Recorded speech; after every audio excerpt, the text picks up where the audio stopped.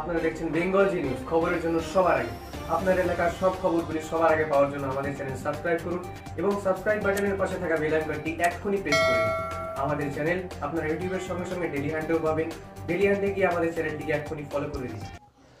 উত্তরবঙ্গের সফর শেষ করে কলকাতার উদ্দেশ্যে রওনা দেওয়ার পথে মালদা রেল স্টেশনে সাংবাদিকদের মুখোমুখি রাজ্যপাল জগদীপ ধনখড়।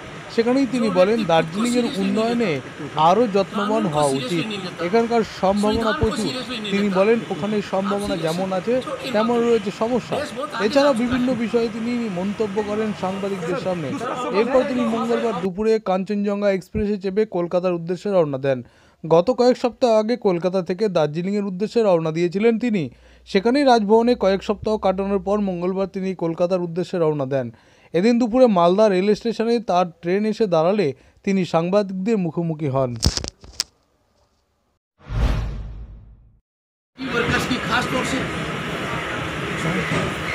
मैंने गहन अध्ययन किया है, मेरा इसे समझा है, उनके ज्ञापन में अध्ययन कर रहा हूँ और जो मेरे लेवल पर हो सकेगा, जो मेरे दायित्व में है, जो मेरा ऑब्लिगेशन है, उसमें किसी प्रकार की कोई कमी नहीं है।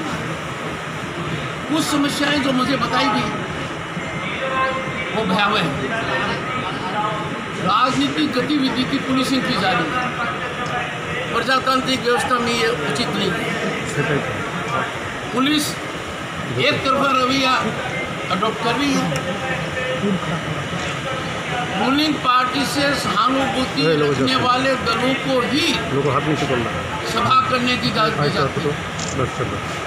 प्रतिपक्ष को इस प्रकार की इजाजत न देना प्रजातांत्रिक व्यवस्था पर कुठाराघात, संविधान की मूल भावना के विपरीत है। ऐसा नहीं होना चाहिए। बड़ी भारी राशि इलाके के लिए उपलब्ध कराई गई है, और जब मेरे सामने बात आई, मेरे संज्ञान में आई कि जीटीए का ऑडिट नहीं है, लोगों ने भारी शिकायतें की, भ्रष्टाचार की शिकायतें की, अनियमितताओं की शिकायतें की। जिस चीज़ के लिए धन का उपयोग होना था उसमें न होने की बातें कही गई हैं। सड़कों की दुर्दशा मैंने देखी है, पानी की जो व्यवस्था में सुधार की आवश्यकता मैंने देखा है। जीटीए का ऑडिट इज मस्ट। ऑडिट न होना एक बहुत बड़ी कमी है, and I will take all steps to ensure there is proper audit of GTA so that accountability and transparency is established। और ये निश्चित होगा। प्रजातांत्रिक व्यवस्था का ये आलम है कि 100 से ज़्यादा पंचायतें हैं। 2 दशक से उन्होंने प्रजातांत्रिक व्यवस्था नहीं देखी। आप अंदाज़ा लगा सकते हो, इलाके में 100 से ज़्यादा पंचायतों में 2 दशक से रिप्रेजेंटेटिव डेमोक्रेसी नहीं देखी, लोकल रिप्रेजेंटेटिव डेमोक्रेसी। जीटीए स्वयं एक सरकारी विभाग बन गया है, 2017 से विभाग बन गया। ये कानून की भाषा नहीं है, ये मूल भावना नहीं है। मैं राजभवन कलकत्ता पहुँचूँगा आज, पर मेरे दिल और दिमाग में दार्जिलिंग और नॉर्थ बंगाल रहेगा। काफ़ी समय लगाऊंगा, और फिर जो मेरे विवेक से मुझे ठीक लगेगा, और जिस समस्या का निराकरण राज्य सरकार से हो सकता है, जिस समस्या का निराकरण केंद्र सरकार से हो सकता है, दोनों में इस महायज्ञ में मैं मेरी आहुति निश्चित रूप से दूंगा। सर, एक सवाल है, कार्य करता है, भारत के संविधान के अनुसार कार्य करता है। इन चीज़ों की सार्वजनिक चर्चा नहीं हो सकती। आज तक भी जो वार्तालाप मैं सरकार से करता हूँ, चाहे राज्य सरकार हो चाहे केंद्र सरकार हो, उसकी मैंने आज तक सार्वजनिक चर्चा नहीं की। मुख्यमंत्री के कुछ पत्राचार को मैंने सार्वजनिक किया। क्यों किया? इसकी शुरुआत माननीय मुख्यमंत्री ने की, पत्र के माध्यम से की, और ये कहकर कहा कि जनता को फैसला करना चाहिए। मैंने उनकी बात का आदर किया, और मैं उन डॉक्यूमेंट्स को शेयर करने लगा जो मैं जनता के सामने बता रहा हूँ। पर दो और बातें हैं जो मेरे को परेशान करती हैं।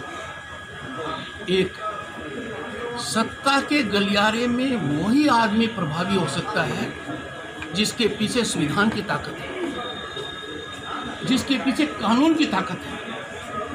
और जिन लोगों के पीछे कानून की ताकत नहीं है, संविधान की ताकत नहीं है, यदि अगर वो लोग सत्ता के गलियारों में प्रभावी हैं, यदि वो लोग सत्ता के अंदर जो बैठे हैं उनको नतमस्तक कर देते हैं, सरकारी तंत्र उनके लिए रेड कार्पेट करता है, तो राज्यपाल जिसका दायित्व है to preserve, protect, defend Indian constitution, उसके लिए चिंतित होना वाजिब है। Corridors of power be sanitized by such invaders who lack total authority in law or under the constitution. के विज्ञापनों से हसीन सपने दिखाना मैं खिलाफ नहीं हूँ, पर है कहाँ? Bengal global business summit 5 edition हुए हैं 2015 से, पर देश की जनता ने बहुत बड़ी कीमत दी है, पर देश की जनता ने बहुत बड़ा संकट झेला है, क्योंकि राज्य सरकार के अंदर सरकार से टकराव करके सर, और ये बहुत बड़ा संकट है। दो बातों की ओर आपको संकेत देता हूँ। पीएम किसान निधि सम्मान, देश के हर किसान को आज तक हर साल 6,000 करोड़ रुपए मिलते हैं। 6,000 रुपये हर साल मिलते हैं। राज्य में हर किसान को अब तक 12,000 रुपये मिलते हैं, हर किसान को मिलते हैं। पश्चिम बंगाल के किसानों को अब तक पीएम किसान निधि से 8,400 करोड़ का फायदा मिलता। पूरे देश में ये रकम करीब 1 लाख करोड़ तक की है। पश्चिम बंगाल ही एक ऐसा प्रांत है जहाँ सरकार की poor economics, bad politics, confrontational stance की वजह से अन्नदाता के पेट पर डाल पाए। ये बहुत बड़ा नुकसान है। 8,400 करोड़ के लाभ से किसान को वंचित रखना, सीधे लाभ से, और वो 20 महीने बाद कहा कि किसान का पैसा हमको दे दो, हम किसान को दे देंगे। नहीं, भक्ति का आदमी सोचता है कि जो पैसा सीधा अब तो हालात ये हो गए हैं कि रूलिंग पार्टी के विरोध में कोई है तो पुलिस एकदम एक्शन मोड में है।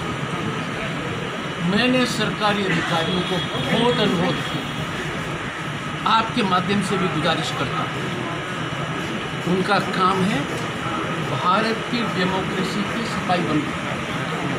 सरकारी अधिकारी का काम है कानून का सिपाही होना। सरकारी अधिकारी का काम है कॉन्स्टिट्यूशन का सिपाही होना।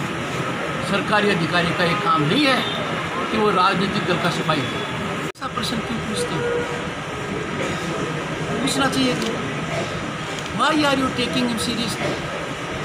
जो व्यक्ति खुद को सीरियसली नहीं लेता, कानून को सीरियसली नहीं लेता, संविधान को सीरियसली नहीं लेता, आप सीरियस हैं? छोड़िए इन बातों को, देश बहुत आगे जा चुका है। सर, दूसरा सवाल है।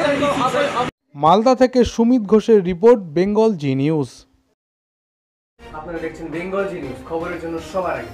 আপনার এলাকার সব খবরগুলি সবার আগে পাওয়ার জন্য আমাদের চ্যানেল সাবস্ক্রাইব করুন এবং সাবস্ক্রাইব বাটনের পাশে থাকা বেল আইকনটি এক্ষুনি প্রেস করে দিন। আমাদের চ্যানেল আপনারা ইউটিউবের সঙ্গে সঙ্গে ডেলি হ্যান্ডেও পাবেন। ডেলি হ্যান্ডে গিয়ে আমাদের চ্যানেলটিকে এক্ষুনি ফলো করুন।